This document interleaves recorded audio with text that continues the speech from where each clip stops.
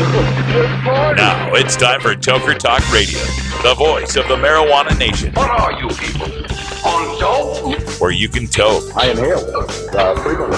Or you can talk. I experimented with marijuana and didn't inhale. Or you can toke and talk. 10 federal criminal penalties for possession of up to 1 ounce of marijuana. While we talk about toke on Toker Talk Radio. So, by the way, when it comes to pot, if you're 40 years old, you live in a log cabin in Oregon, you got 12 giant pot plants in your backyard, have a ball. Live from beautiful Portland, Oregon at Rolla J Studios. Hey, this is great. Yes, not cannabis. Plus your calls live at 971-533-7111. They're walking on their pants with their cap on backwards, listening to Enema Man and Snoopy Poop Dog. What's to keep somebody from getting all potted up on weed and then getting behind the wheel? Gag weight theory doesn't work. It's a reality. Holland, is it real? Don't tease me. We're locking up people that take a couple of puffs of marijuana, and the next thing you know, they got 10 years. And now, here's your host, the guru of ganja graphics, the sultan of sativa statistics, and the worst nightmare of a reefer mad prohibitionist. A polite, perspicacious, productive pothead with a propensity for PowerPoint. Radical Russ Belville. Hey, welcome back, everybody. It's Friday. Time for us to chill out here at Rolla J Studios. Also, a couple of programming reminders. Coming up at 5 o'clock, top of the hour, make sure you tune in to Stoner Jesus. Hallowed be thy name. Stoner Jesus is showing up 5 o'clock Pacific time to take you to Stoner Heaven. You're going to have yourselves a good time. Also, for those of you who are fans of marijuana music, don't forget that 420radio.org is providing you 24-hour marijuana music. Today's Rockin' Friday on 420radio.org. So if you tune in right now, either online or through the 420 Radio app, which you can get at 420radio.buzz. And it's a new app, by the way. If you've still got that old app, throw that thing away, get rid of that thing, and go get the new 420 Radio app. It's totally awesome. Gives you the last 10 songs, gives you links to automatically Facebook or tweet anything you're listening to, share buttons, all sorts of great stuff. It's available at 420radio.buzz. And just a reminder on that tip, at 8 o'clock Pacific time, Herb Thrasher will be back, bringing you a new episode of the Herb Thrasher Flower Hour. So if you're into rock, metal, and alternative country, that's the show for you. 2 hours of great tunes and lots of fun on 420radio.org. Oh, yeah, it is Friday. Let me take a break, take a little relaxation here.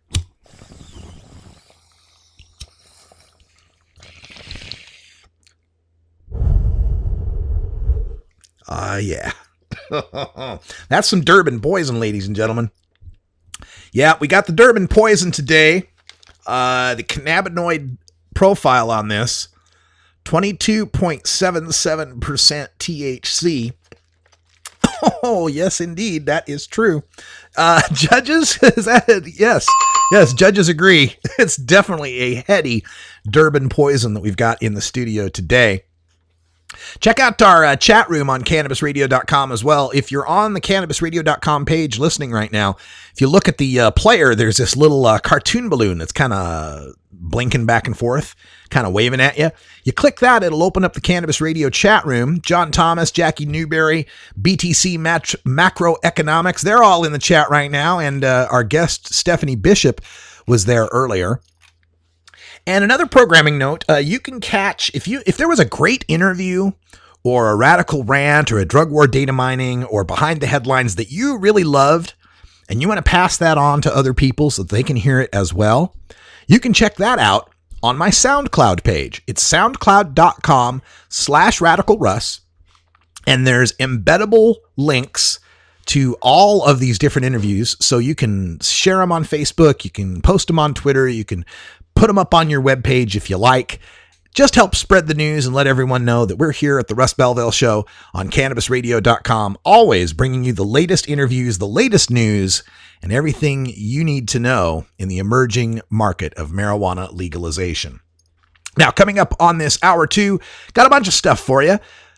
We've got numbers coming out of the state of Oregon for their Healthy Youth Behavior Survey. And shock, adults in Oregon use more marijuana. Well, what do you know? You legalize something and more people use it. Or at least more people admit to anonymous pollsters that they use it. We're also going to take a look at Snoop D-O Double Jizzle. Snoop Dogg, the dog father.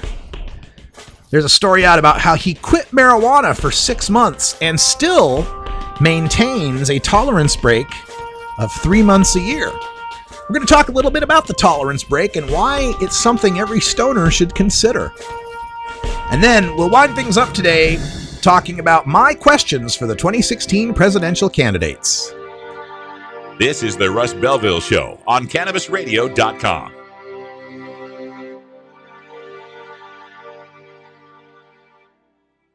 Dr. Dabber, hurry! Its temperature is shooting past 1,000 degrees Fahrenheit. It's burning up. I'm afraid for this little guy, it's just too late. What caused the problem? Only Dr. Dabber can maintain the perfect temperature for a smooth-tasting, slower burn. This standard vaporizer lost all of its health benefits, sending it up in smoke.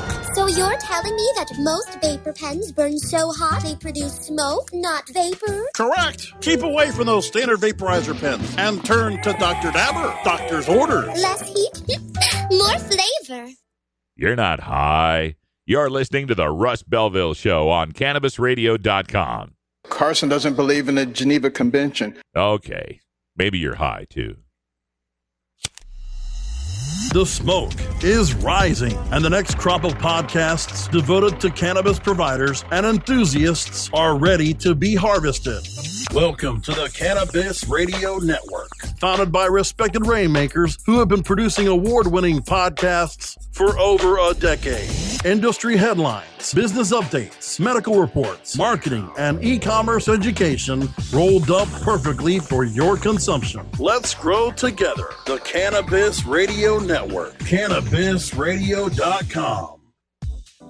The Russ Belville Show is proudly sponsored by the Marijuana Business Association. The MJBA, called by NBC News the Cannabis Chamber of Commerce, is the fastest growing business association in the fastest growing industry in America. I've been working with the MJBA for years, and I personally invite you to join the MJBA. MJBA also publishes the popular MJ Headline News on Facebook and the MJNewsNetwork.com and Marijuana Channel 1 on YouTube. Visit mjba.net for more details.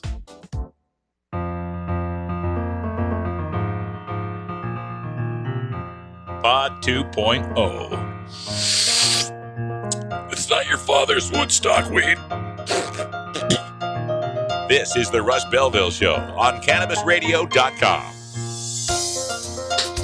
Welcome back, everybody. It's 8:30 after the hour here at Rolla J Studios. Getting ready for all sorts of fun stuff happening here. February 2nd, 3rd, and 4th, the Cannabis Collaborative Conference is taking place here in Oregon. I'll be there. And so will Cliff Robinson, formerly Uncle Cliffy from the Portland Trailblazers, now known as Uncle Spliffy. Yet another one of the athletes, professional athletes, former professional athletes who are getting involved in the marijuana business. You know, Frosty Rucker from the Arizona Cardinals. Excuse me, I've got the hiccups. So sorry. Frosty Rucker from the Arizona Cardinals, he tried to get involved in the marijuana business through the Ohio Issue 3 investment that he made. And now Cliff Robinson trying to get involved with marijuana legalization here in the state of Oregon. To find out more about the Cannabis Collaborative Conference, you can go online, and I'm finding the website for you right as we speak, as I try to stop these damn hiccups. You can find it at ccc-con.com. How's that? ccc-con.com. And the one-day passes are going for $99, 2-day passes for $149. keynote sessions, content sessions, exhibit hall, and networking events. It's taking place February 3rd and 4th at the Portland Expo Center. That's the one out on Marine Drive. And this is phase 2 of the first conference, which was the Cannabis Creative Conference. We got together for that one as well, actually presented at that one. I'll be there reporting for CannabisRadio.com and MarijuanaPolitics.com. That's here in Portland. Pre-conference events February 2nd, and then the conference is February 3rd and 4th. Then February 5th and 6th, headed down to San Bernardino, I think, for the High Times Cannabis Cup, the Southern California Cup. I'm not exactly sure if I'll be there. I think I'll be there. I've been asked by a friend to represent the Sean Parker Initiative and on a panel about marijuana legalization. And it's still up in the air whether or not they're going to cover my flight and hotel to get down there. And if they do, then I will get down there. But I wanted to talk a little bit in this segment about the latest numbers coming out of the state of Oregon in their Healthy Youth Survey. There's a story up on the Oregonians website, OregonLive.com. And it says, marijuana use among Oregon adults higher than the rest of the country. What do you know? People in Oregon smoke pot. Who'd have thunk? So the lead here in the story by Noel Crombie is marijuana use among adults 26 and older in Oregon has doubled since 2006, while at the same time use has gone up only slightly in the rest of the country. Now, here's the problem with that. I actually looked shit up, and I looked up that report to find the data, and it didn't have, I didn't, in the time before I could get onto online here, I didn't have the time to find the 2006 report being referred to, but there was a chart. And on this chart, the marijuana rate was around a 6% rate of regular marijuana use among adults. And then the latest rate was about 10%. So, you know, I'm willing to give a little leeway when it comes to describing statistics, right? Like if something comes up at, 1.1 and you round it off to 1, or if something comes up to 7.9 and you round it up to 8, that's fine. If there were 32% of something and you said it was about a third, that's great, right? If it was 48.7% of something and you said it was close to half, that's cool. But when something is at 6 and rises to 10, you're really pushing it to say that's doubling, right? Because from 6 to 10 is a difference of 4, not 6, right? Double 6 would be 12. So how much are you shading the truth when you say that something is double when it goes from 6 to 10, when the real double is 6 to 12? Well, look at it this way. The difference between 12 and 10 is 2. 2 is a third of 6. So you're overestimating it by a third when you say that double 6 is now 10. So, I mean, I love Noel Crombie. I love her reporting, generally speaking. But you can't say something has doubled since 2006 when it went from 6 to 10.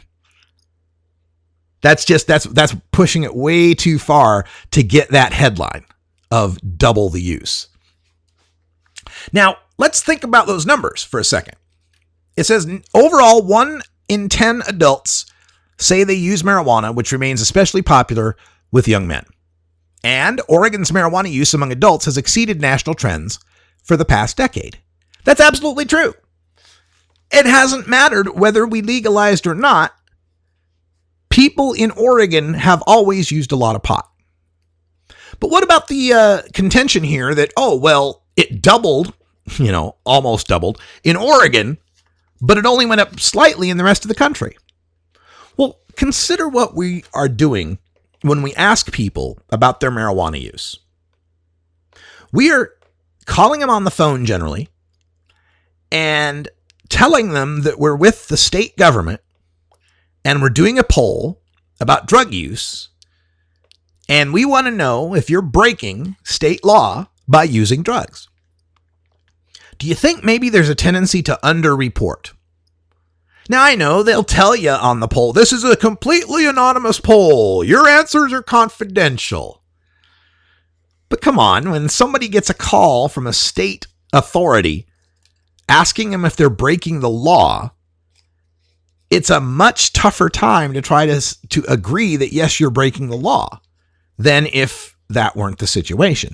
What I'm trying to say here is that marijuana prohibition confounds any survey result we get about marijuana. If you look at the rates of marijuana use, self-reported marijuana use in the 1980s, you'll find that by the end of the 70s, lots of people are admitting to using marijuana. By the end of the 80s, the numbers were about half what they were. Now, do we really think that about half the people gave up smoking pot during that time? Or through years of the 80s with Just Say No, war on drugs, mandatory minimums, and the terrible stuff that was beginning to happen back then, do you think instead a lot of people went, maybe I'll just keep quiet about my marijuana use? I think it's a little of both. I do. I think, marijuana use rates may rise and fall, sure. But so also does the cultural perception of marijuana rise and fall. And people want to belong. They want to feel like they're a part of something. And so they may be enticed to lie. So another thing I wanted to bring up about these Oregon results is there was a lot of talk about the youth. Particularly in this one, it says 62% of 11th graders say they have easy access to cannabis. They say pot is easier to obtain than cigarettes and harder to get than alcohol. And this is one that the local Project Sam guy has attacked me with, saying, see, you guys always said that legalizing would make it tougher for the kids, and yet the kids say they can get pot easier than booze. Easier than cigarettes, I'm sorry. But pot is harder to get than alcohol. So it would be nice to be able to prove this had anything to do with legalization. The problem is Oregon hasn't been asking this question until after legalization. In the national figures, we've got numbers for kids saying how easy or fairly easy is it to get pot. Nationally, those numbers have been between 81 and 90% for 40 years.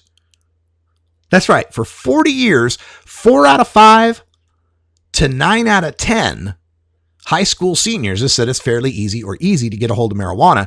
This year, it dropped to 79.5%. Still a lot, but for the first time ever, it was below 80%. And this is with 4 states that have legalized and 19 more that have medical marijuana and a whole bunch of others that have decriminalized. The more we've reformed marijuana laws, in other words, the harder it has been for kids nationally to get a hold of marijuana. Now, the anti-pot people will point to Colorado and Oregon and say, but they say it's easy there in Colorado and Oregon. But they don't give you the numbers for before the legalization to compare them to. So we don't know if it's changed or not. What I would say these numbers tell us is that whatever we're doing with cigarettes, let's do that with pot. If the kids say it's harder to get cigarettes, then what did we do with cigarettes? The other thing that we have to bring up when we talk about these things is, where are the bodies? The question isn't whether how many kids are using or how many adults are using marijuana. It's how have the harms of marijuana use increased or decreased in society? And one of the harms I can show you is the one about marijuana arrests in the state of Oregon, which show that in 2012, we had over 40 arrests per 100,000 for marijuana laws. And now we have under 5 arrests per 100,000 for marijuana laws. That means our cops are freed up to bust real criminals. There are some who call me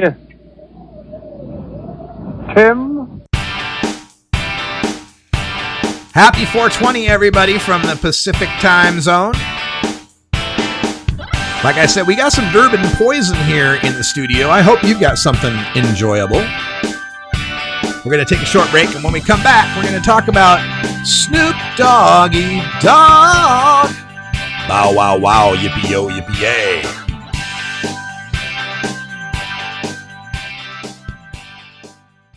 The next generation of vaporizers has arrived. Vuber vaporizers are blazing the way with unparalleled technology for oil, concentrate, or dry flower pens. Providing unsurpassed customer service and expert craftsmanship, Vuber vaporizers use cutting-edge technology, providing a power-packed, smoother vapor with a lifetime guarantee. Experience vaporizing the way it was meant to be. The Vuber way.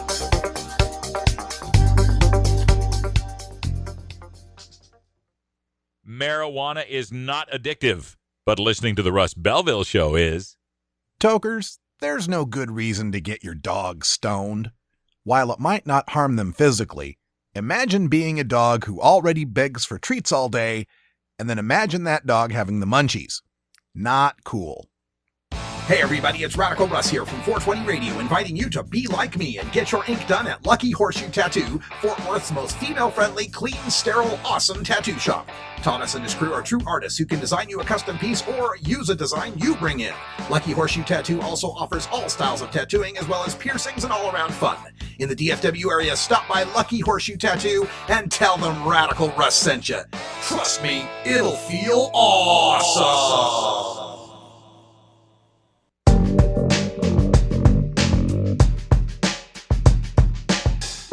Warning, hits taken on this show are larger than they appear.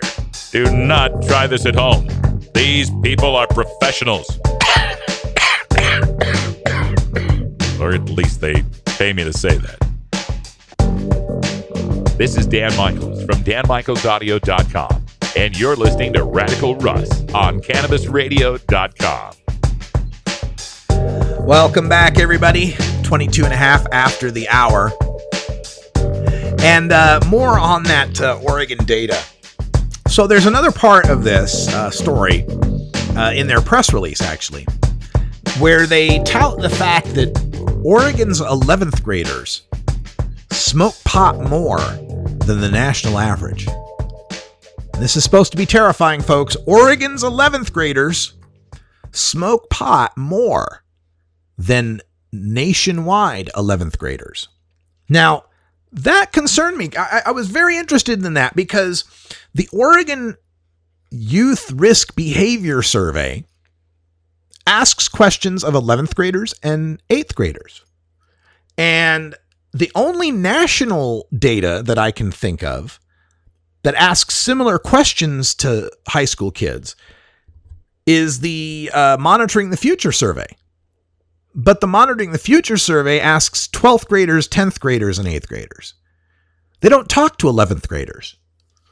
So I was wondering, well, how can you say that Oregon's 11th graders use pot more than national 11th graders when there aren't any data for the national 11th graders? Where did that come from? So I did some digging. I looked up the report. And I found this paragraph, this sentence, I should say. This is the sentence that explains it all. Oregon surveys collect data among 8th graders and 11th graders.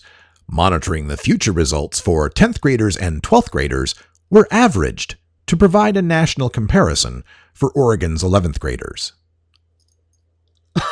Oh, I see. So you just make shit up.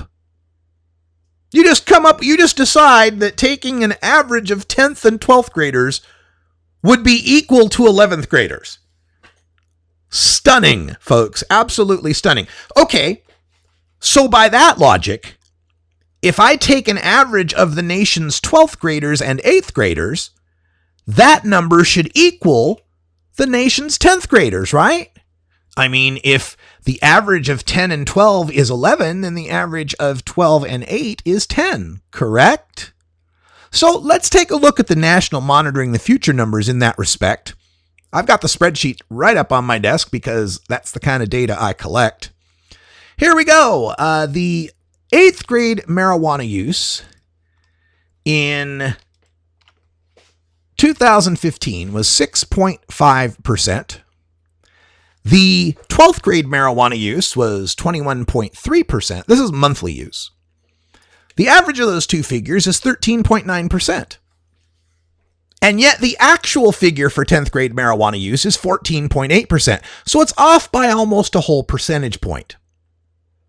Okay. Let's take a look at the alcohol use. Again, because, if we can average 12 and 10 to get 11, we can average 12 and 8 to get 10. So alcohol use among 8th graders monthly was 9.7%. Among 12th graders, it was 35.3%. And the average of those two figures is 22.5%. What was the actual 10th grade alcohol use? 21.5%. So again, off by a full percentage point.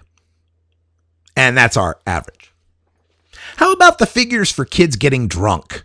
Have you been drunk this month, kids? Well, nationally, 3.1% of 8th graders and 20.6% of 12th graders have been drunk. That comes out to an average of 11.9%. Yet, the actual number for the 10th graders was 10.3%, off by 1.6. Okay. How about the cigarettes? The cigarettes, 11.4% for the 12th graders, if they've smoked this month, and 3.6% for the 8th graders. Average of that is 7.5% when the actual figure was 6.3%. So again, off by about a percentage point. So the averages here of two different grades do not tell you anything accurately about the grade in between that date. To be using an average of 10th and 12th grade data to come up with 11th grade data to compare against actual 11th grade data in a state is pretty damn shady. Pretty damn shady. So that's how much credence I can lend to this Oregon state numbers. It's also interesting how people react to this stuff. There's the comments on this one story are up to 605 comments already. And it's just interesting how so many people here will talk about marijuana addiction and how people that are supporting the changes in marijuana laws must be marijuana addicts. And sometimes, friends of mine that get into these debates, they shy away from that. They try to dismiss the claim of addiction or whatever. I never do. I love it when these guys say, well, marijuana addict, if someone is addicted to marijuana, I say, bing, here I am, guilty as charged. I smoke marijuana every day, multiple times a day. If there's someone who's going to be called a marijuana addict, folks, I'm the guy. The question is, do I have the freedom to be a marijuana addict? I certainly have the freedom to be an alcoholic.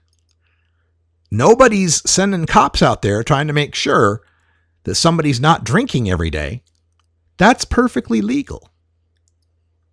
So go ahead, call me a marijuana addict. For one thing, it makes it funnier when I beat your ass in a debate, right?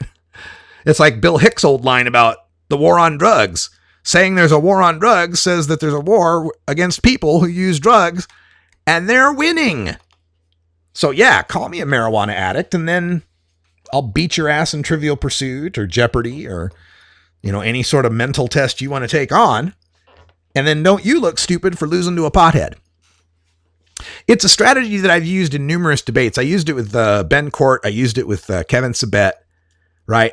I always like to play their own letters and titles against them, right? I'll play it like, well, golly gee, I'm just a guy with a high school education, and gosh, these guys have PhDs and master's degrees, and well, they've, have so much education and smarts. But the one thing they don't know is what it's like to smoke pot.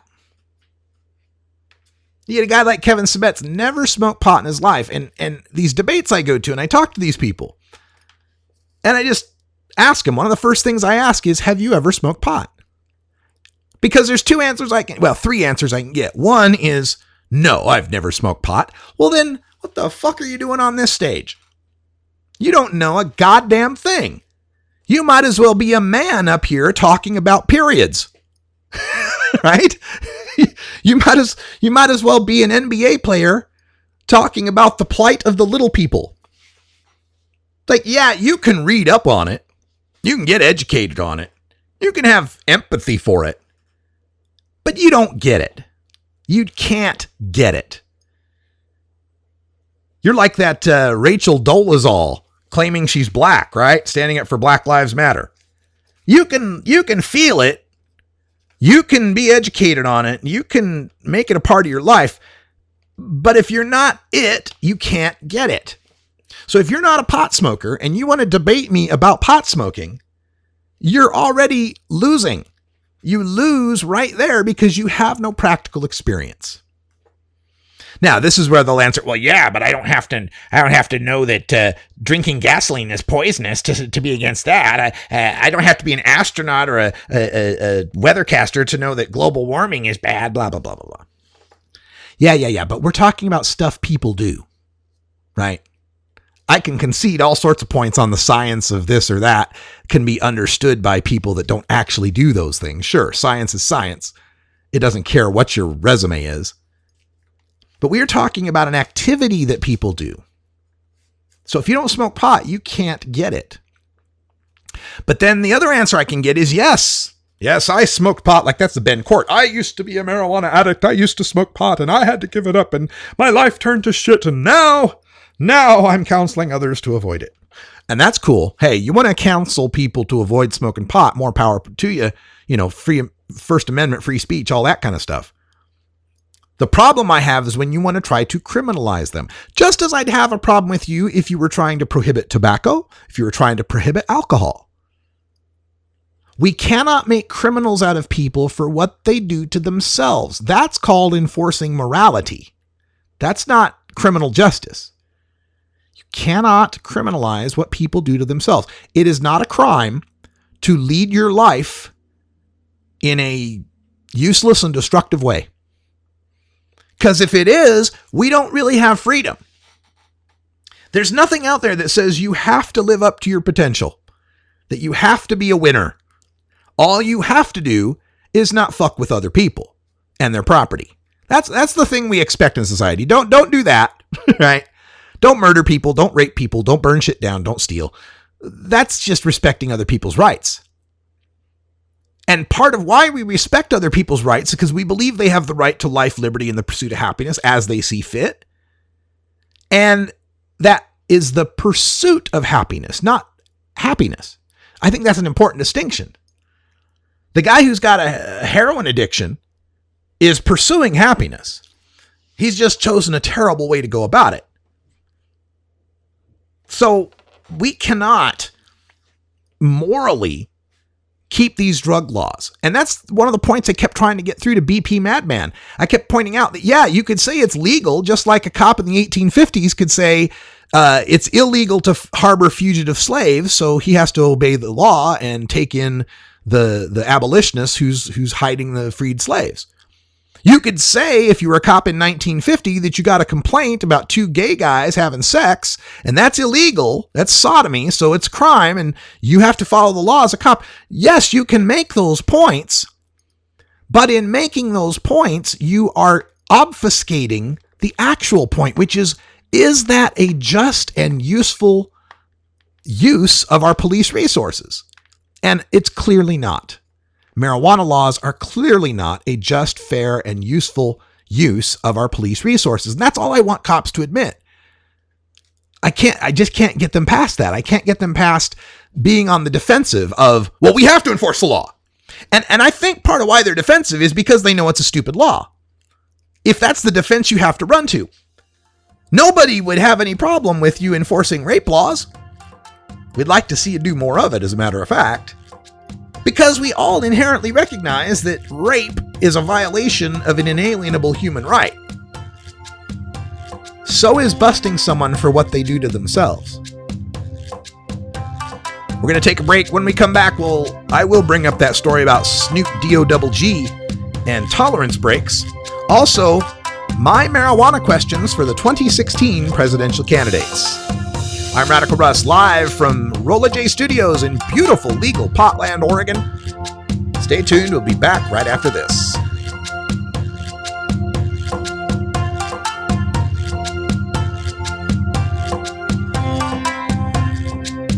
This is the Russ Belville Show on CannabisRadio.com.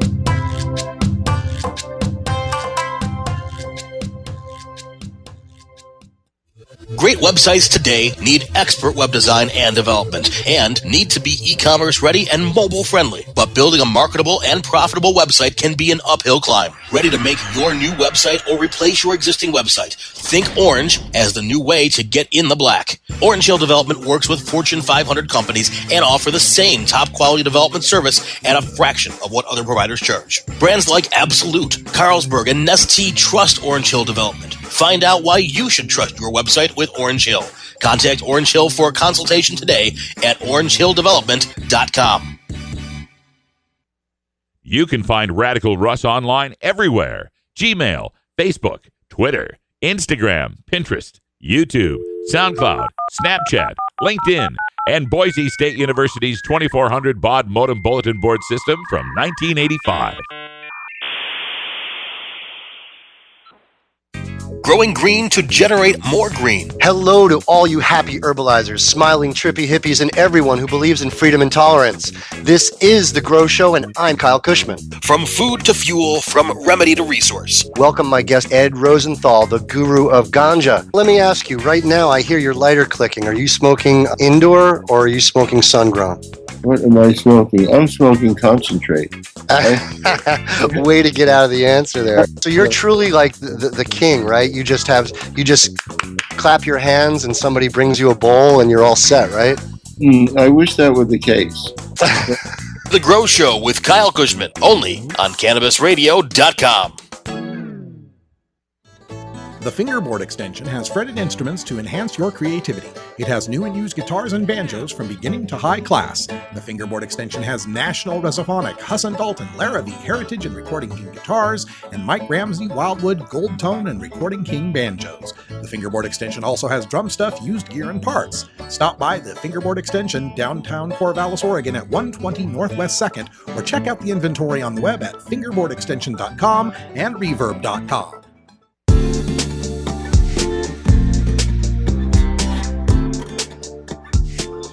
Most of us pirates, we go on vacation to North Dakota, you know, because they've got a town called Argosville.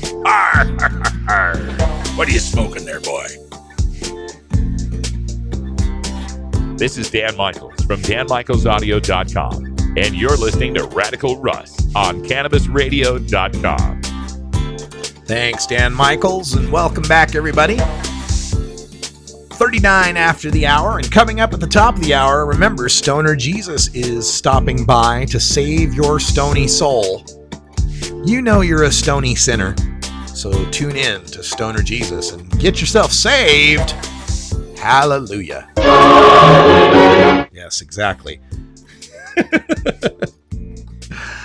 So Snoop Dogg is in the news. There's a story up about the Dog Father. And it talks about him, it's on Hip Hop DX, and it talks about him quitting marijuana for 6 months. And the lead is that Snoop Dogg says temporarily quitting weed made him a better coach and a better person. It talks about how he's the coach for his youth football league. And one of the kids there at practice said, "Coach, you smell like my mama's boyfriend."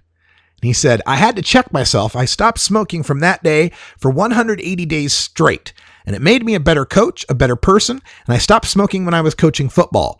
So every year when I coach football around the kids, I don't smoke. So that's 3 months out of the year that I do that." End quote.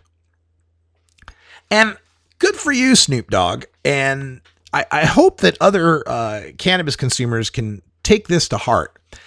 And it's the idea of the tolerance break. We've talked about it with Dr. Mitch on our show many times. And it's the fact that if you smoke every day, all day, like I do, then eventually your own endocannabinoid system starts down-regulating, starts shifting down, and you get tolerance. You need to smoke more to feel a bit of a high. Now, the nice thing about our endocannabinoid system is this is not a permanent problem. Like people that get addicted to opioids, people that get addicted to meth, they can fry those receptors. They can actually make it so they never can return back to the levels they used to be. Not so with cannabis. If you run out of pot and don't smoke it for a while, your system will go back to the way it was. And this is actually a good thing, something that we can enjoy and maximize economically our weed buys if you know how to use it right. With the right tolerance break for a week or a couple weeks, a month, you'll find that when you go back to smoking pot, it doesn't take so much to get you a really good high. And of course, if you're not smoking pot for a week or a month, you're saving that money as well. Sometimes it requires some creativity coming up with a tolerance break.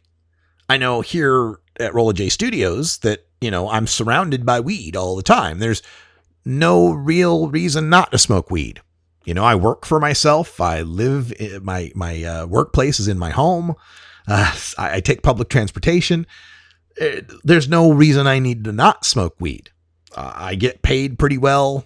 I shouldn't say that. I get paid. I get paid enough to survive, I should say, despite using weed all the time. But for me, my tolerance breaks are like when I fly home to visit my family in Idaho and get to spend, a few days without any weed. And I always love it when I get back to Oregon and I get that first bowl, man. It's like, oh my goodness.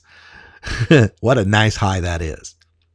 So if you've not tried it, try it and see what happens.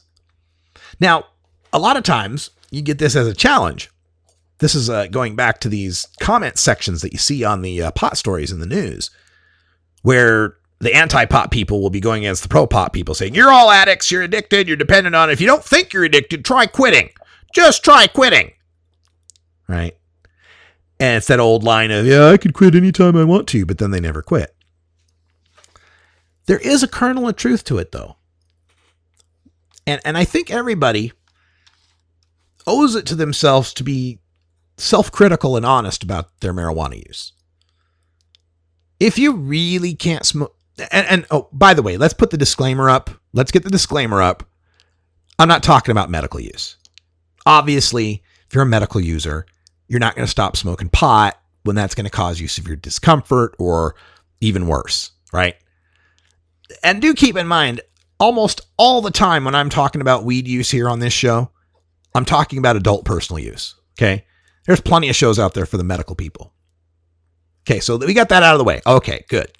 So if you can't stop smoking pot for a few days, think about your use and think about why you're using it.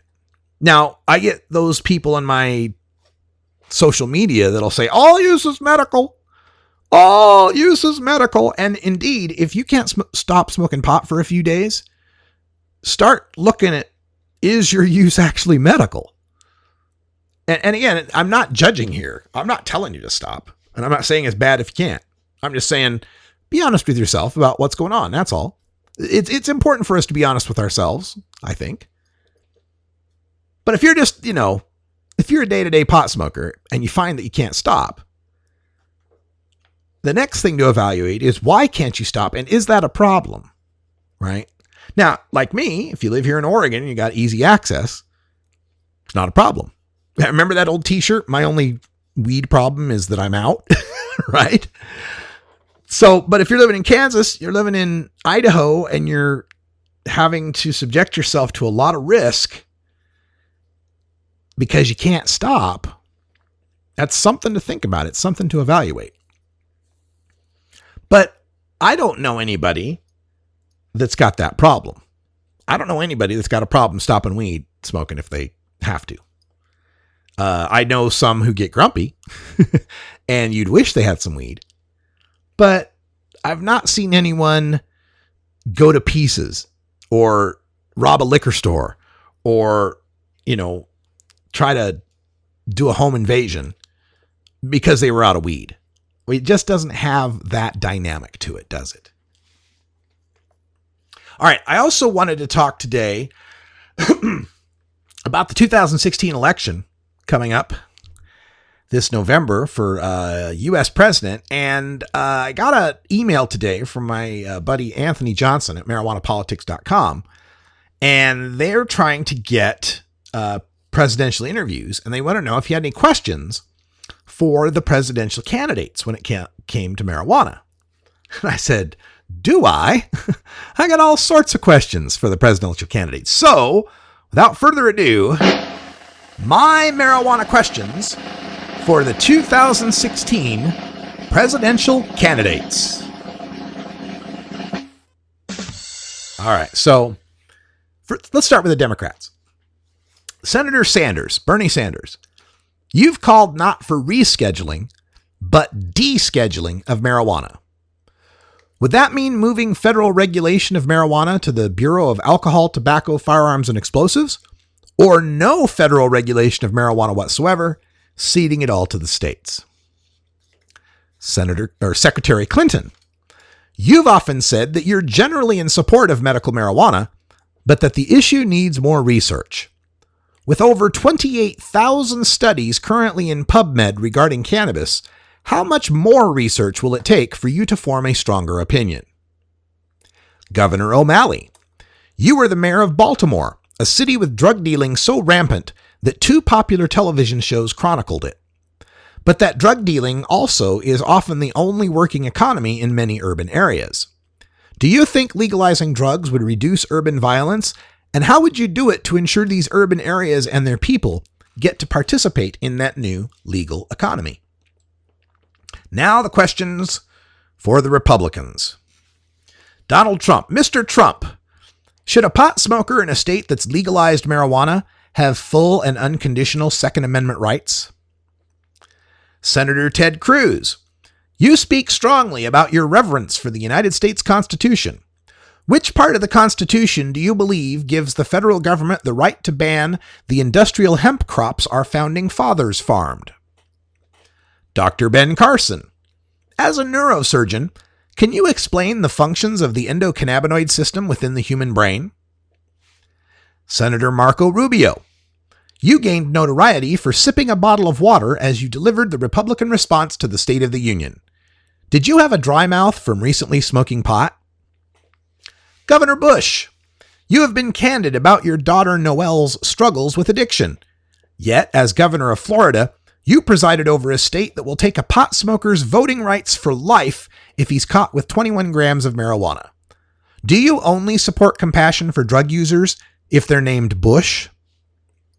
Governor Christie, you have said that you would crack down and not permit marijuana legalization to continue in Colorado and Washington. As president, how many federal agents and troops are you willing to commit in those states to make that promise a reality? Ms.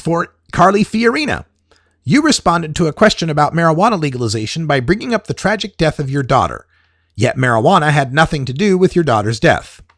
Do you really see marijuana use as something on par with the struggles with hard drugs your daughter fought and lost?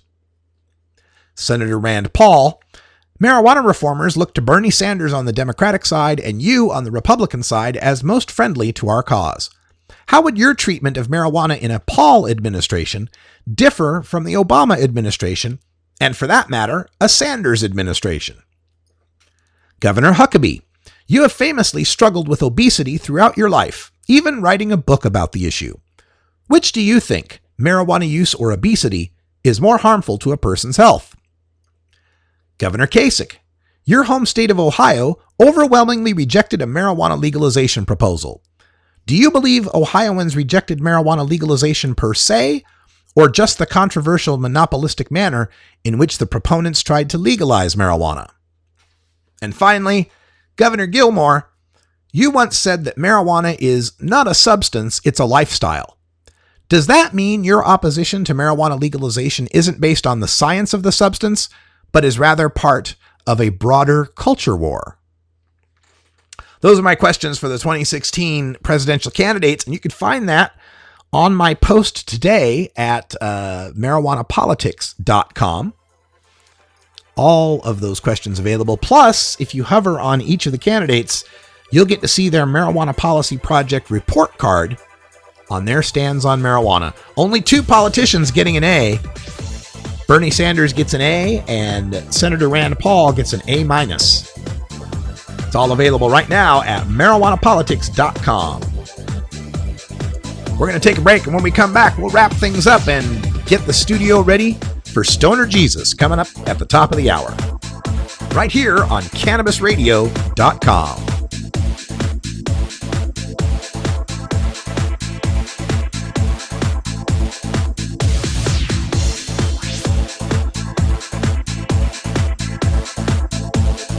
This is the Russ Belville Show on CannabisRadio.com.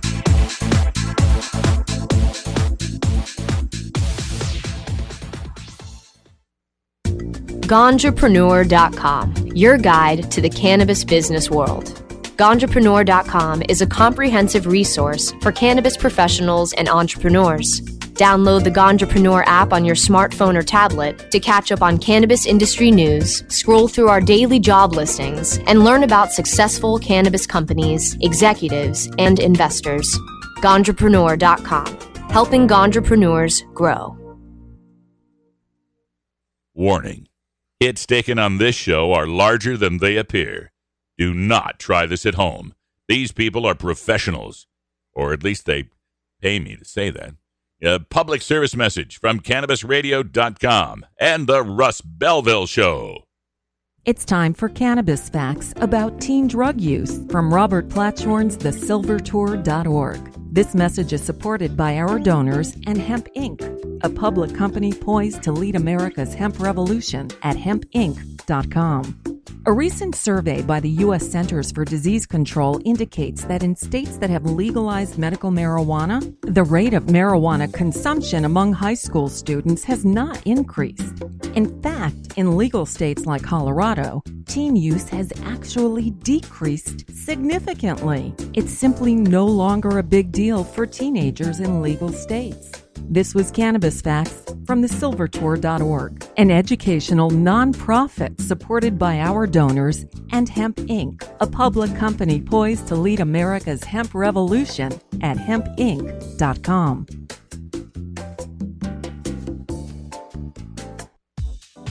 The Russ Belville Show is proudly sponsored by the Marijuana Business Association. The MJBA, called by NBC News the Cannabis Chamber of Commerce, is the fastest growing business association in the fastest growing industry in America. I've been working with the MJBA for years, and I personally invite you to join the MJBA. MJBA also publishes the popular MJ Headline News on Facebook and the MJNewsNetwork.com and Marijuana Channel 1 on YouTube. Visit mjba.net for more details.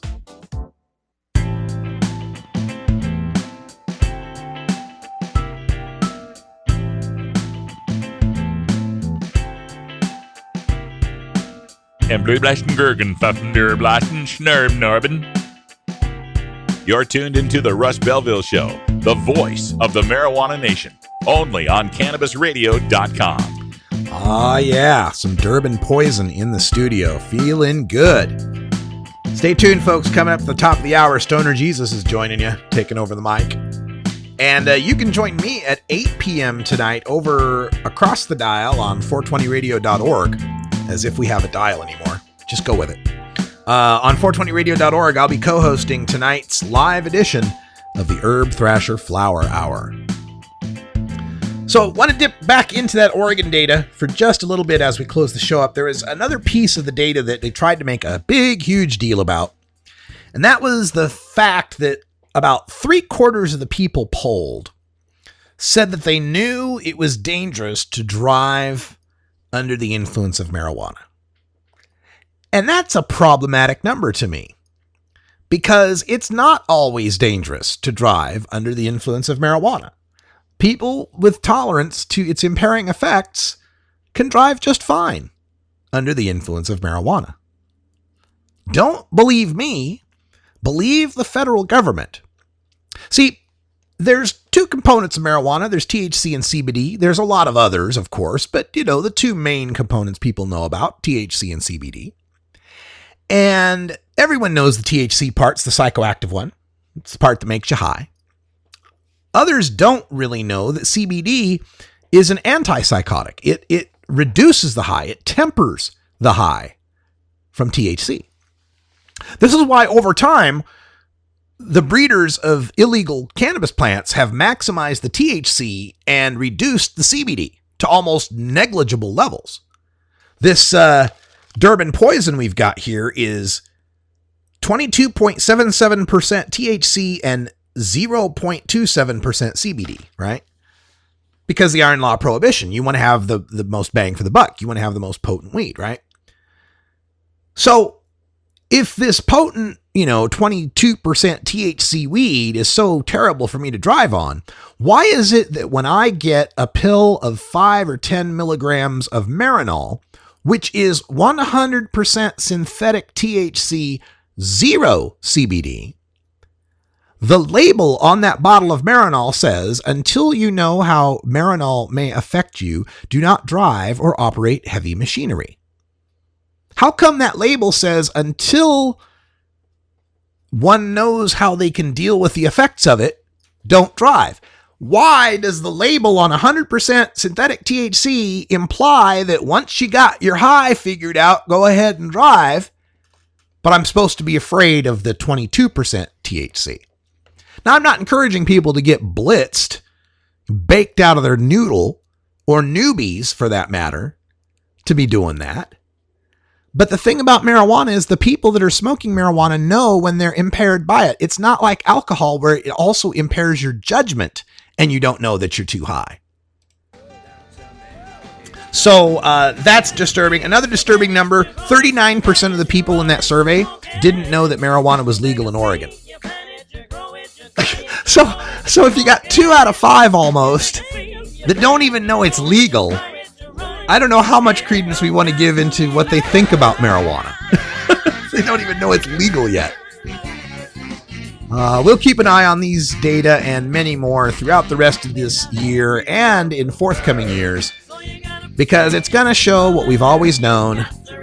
If there was going to be death and destruction and mayhem and massive IQ loss and problems with sperm and all these things they warn about marijuana, we'd have seen the effects by now. That's all the time we got. Stay tuned for Stoner Jesus. For everyone here at Rolla J Studios and CannabisRadio.com, I'm Radical Russ. Until next time, take care of each other, tokers. This is the Russ Belville Show. The Russ Belville Show is blogging and podcasting daily at RadicalRuss.com. You take a seed, you plant it, you grow it, you dry it, you roll it, you smoke it. You take a seed, you plant it, you grow it, you dry it, you roll it, you smoke it. You take a seed, you plant it, you grow it, you dry it, you roll it, you smoke it, and it goes down smooth. Well, we're continuing on with our Pass the Stash contest to find the marijuana unicorns. Remember, a marijuana